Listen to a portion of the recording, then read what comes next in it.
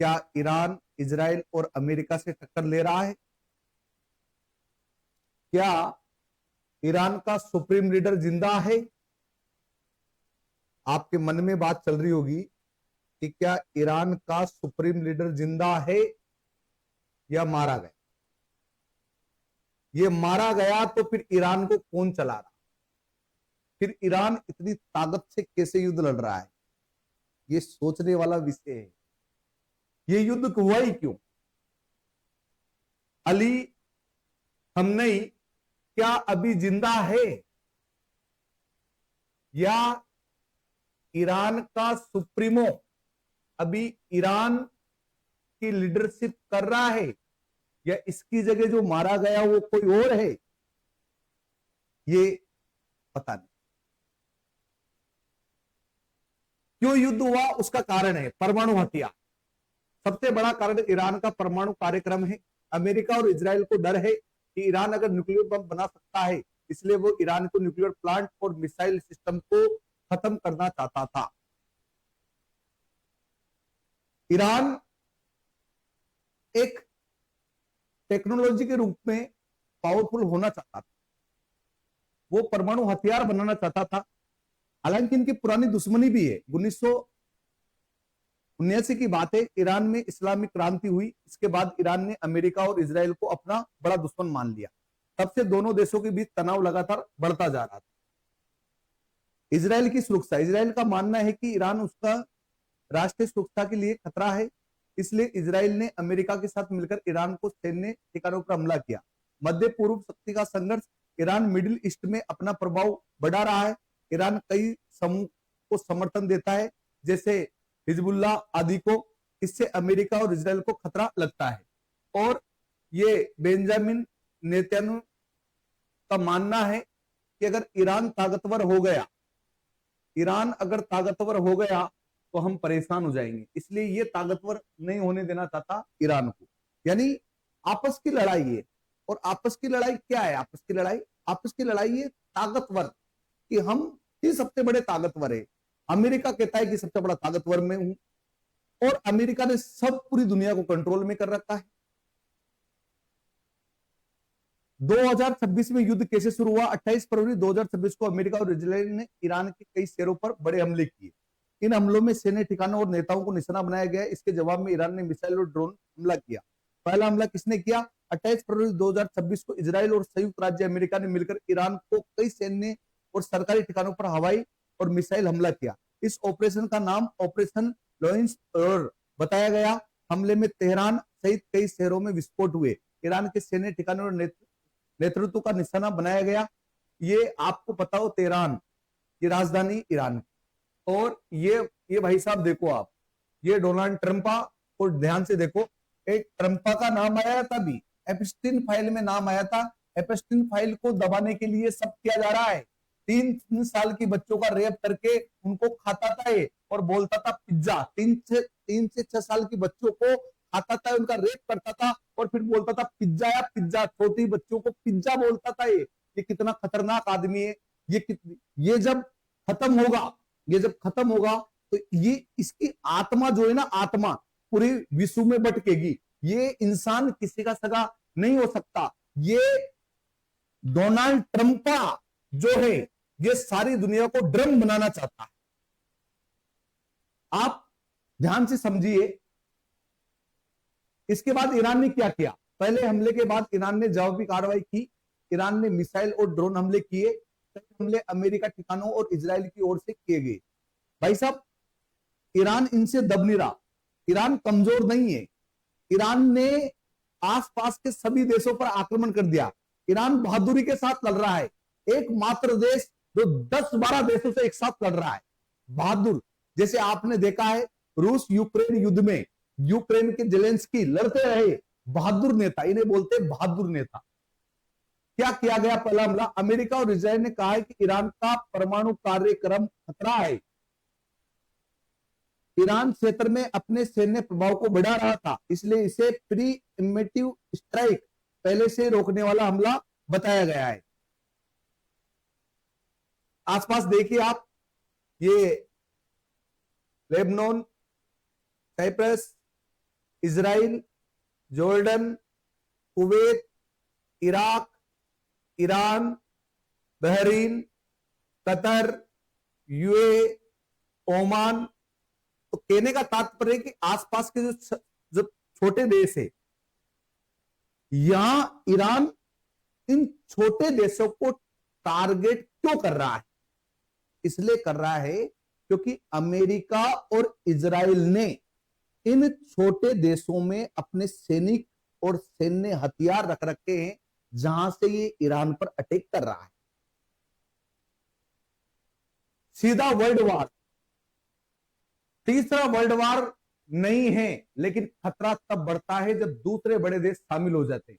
NATO या बड़े सैन्य गठबंधन युद्ध में उतर जाए, परमाणु हथियार की धमकी बढ़ जाए, अगर बड़े देश जैसे रशिया, चाइना सीधे युद्ध में शामिल हो जाए, तब वैश्विक युद्ध का खतरा बढ़ सकता है।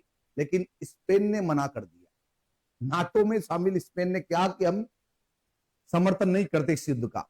अमेरिका अपनी चला रहा, हम इसका समर्थन नहीं करते। और आप ध्यान से देखो, इंडिया की इजराइल से भी अच्छी दोस्ती है, ईरान से भी अच्छी दोस्ती है, और अमेरिका से भी अच्छी दोस्ती है।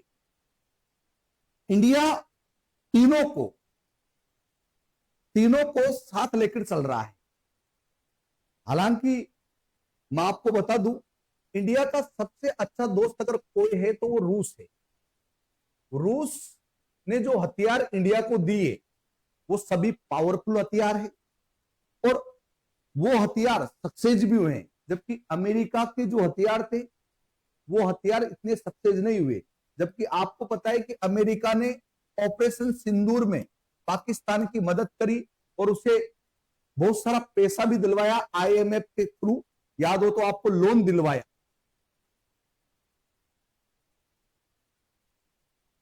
ईरान को देख सकते हो आप, ईरान यहां से अमेरिका सीधा अटैक कर रहा है ईरान पर।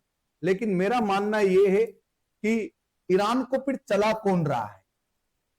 भाई, अगर किसी का मेन लीडर मर जाए तो फिर उसको चलाना भारी है। तो फिर ये जो युद्ध कर रहा हो, ईरान इतना ताकतवर तरीके से युद्ध कर रहा है, तो कहीं ना कहीं मुझे लगता है खुमनई जिंदा है, वो मरे नहीं।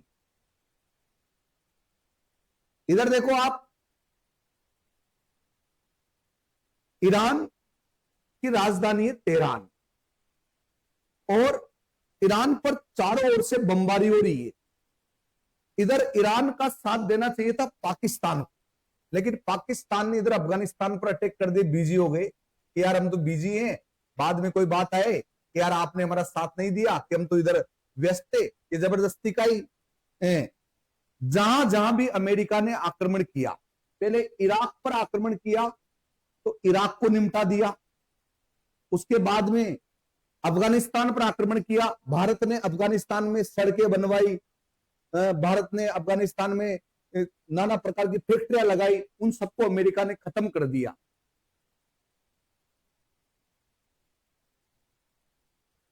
मेन मुद्दा क्या है? मेन मुद्दा यह है कि अमेरिका चाहता है कि यहां से काफी तेल निकलता है, ये तेल हमारे अंडर में आ जाए। अब ये तेल हमारे अंडर में आ जाए तो हम ही सबको तेल बेचें।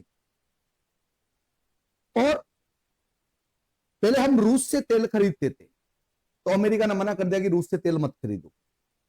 अमेरिका ने कहा कि रूस से जब हम तेल खरीदते थे रुपयों में खरीदते थे, अब अमेरिका से हम तेल लेते हैं डॉलर में, और जबकि मुद्रा का जो कंट्रोल है वो पाकिस्तान के पास है। तो हमें पहले रुपयों को डॉलर में बदलना पड़ेगा, और डॉलर से फिर हम तेल खरीदेंगे अमेरिका से।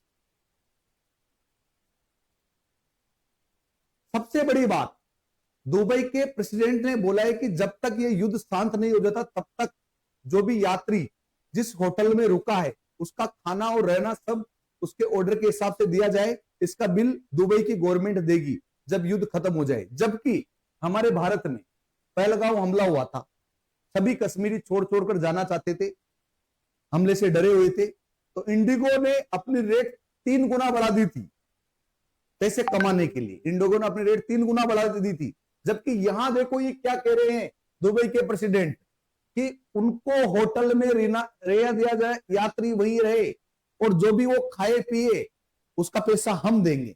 देखो आप तुलना करो देशों की भी।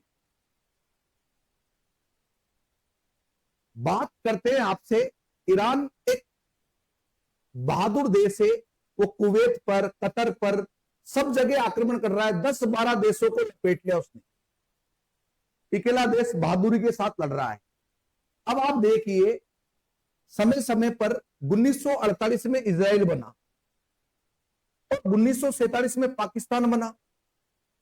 कुछ लोग कहते हैं कि इजराइल का बनना फिलिस्तीन को खत्म करके इजराइल बना, तो फिर इधर भारत का आधा टुकड़ा करके पाकिस्तान बना।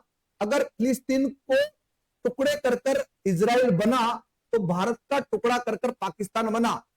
अमेरिका कहता है, अन्य देश कहते हैं कि ये अच्छी बात है, कोई देश कहते हैं कि बुरी बात है, तो फिर तो आप वापस पाकिस्तान को इसमें मिला दो, सीधी सी बात है। जब हम पीओके की बात करते हैं तो इजराइल हमारा सपोर्ट करता है, लेकिन उधर जब चाइना की बात आ जाती है, कि चाइना ने हमारे गलवान घाटी पर अटैक किया था, तो इधर से फिर ये इजराइल उसमें कोई हस्तक्षेप नहीं करता। तो ये चल क्या रहा है? ये चल रहा है कि अमेरिका चाहता है कि मैं सारी दुनिया को अपने रिमोट से चलाऊं। अभी थोड़े दिन पहले एक ऐसे इंसान ने भारत को क्या कहा कि हम 30 दिन की छूट देते हैं, 30 दिन में रूस से जो भी तेल आपको खरीदना हो खरीद लो। उधर हमारे मीडिया पर नचनिया टाइप के इंसान आकर बता देते हैं कि वहां वो हो गया, वहां वो हो गया, वो हो गया। उनको पैसा मिलना चाहिए, वो कुछ भी बता सकते हैं। जब सिंदूर ऑपरेशन हो रहा था उस समय कह रहे थे लाहौर पर हमने झंडा फहरा दिया, हमने ये कर दिया। मीडिया कुछ भी कह सकता है, मीडिया कंट्रोल में चल रहा है, इसलिए कुछ भी बता देता है। तो कहने का तात्पर्य यह है कि ईरान, इजराइल और अमेरिका हमारी मजबूरी है कि हम ना तो किसी का खुलकर विरोध कर सकते हैं और ना हम खुलकर किसी का साथ दे सकते हैं। और मेरा तो ये मानना है कि हमारे पीएम नरेंद्र मोदी जी से मानना है कि जितने भी हमारे विदेशी जो चीजें खरीदी गई है, आप रूस की चीजों पर विश्वास कर लो, लेकिन अमेरिका वाली जो हवाई जहाज है इनका विश्वास मत करो। और आप इनमें बैठकर आप इधर उधर की यात्रा भी मत करो, ये उधर से उधर कर दे कोई पता ही नहीं चले, क्योंकि इनकी सब चीजें नकली है। तीसरे विश्व युद्ध की तरफ बढ़ रहे हम। हमारे पास तेल का स्टॉक केवल 45 दिन है,